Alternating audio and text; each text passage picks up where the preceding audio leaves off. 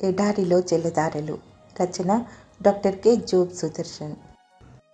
మృదువైన మాట కోపమును చల్లార్చును, నొప్పించు మాట కోపమును రేపును. సామెతలు 15వ అధ్యాయం 1వ వచనం.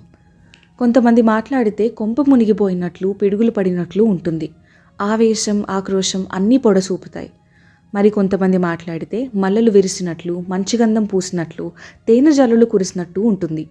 ఎక్కడ లేని ఆనందోత్సాహాలు వెల్లువిరుస్తాయి. అటువంటి మాటలు, ఆ విధంగా మాట్లాడే మధుర హృదయులు తారసపడినప్పుడు మనసుకు ఆహ్లాదంగా ఉంటుంది. సాధారణంగా వైద్యులలో ఇటువంటి మధుర సంభాషణ చతురులుంటారు. వారి మాటలు వింటున్న రోగిలో నీరసం, నిస్పృహలు మాయమై నూతనోత్తేజం, పునర్జీవనం తొంగి చూస్తుంటాయి. ప్రశాంతంగా, విస్పష్టంగా, మమతానురాగాలతో మాట్లాడే మాట ఆయుష్ను పెంచుతుంది. కర్ణకఠోరంగా, నిందాసూచకంగా, నిష్ఠురంగా మాట్లాడే మాటలు హృదయాల్ని గాయపరుస్తాయి. ఏది ఏమైనా మన మాటే అన్నింటికీ కారణభూతమవుతుంది.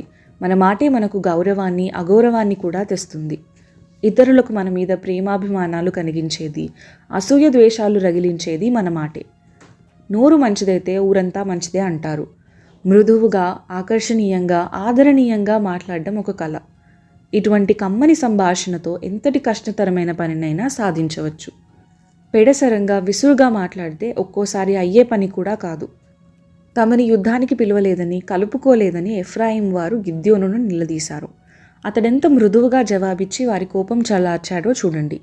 న్యాయాధిపతుల గ్రంథం 8వ అధ్యాయం 1-3 వచనాలు.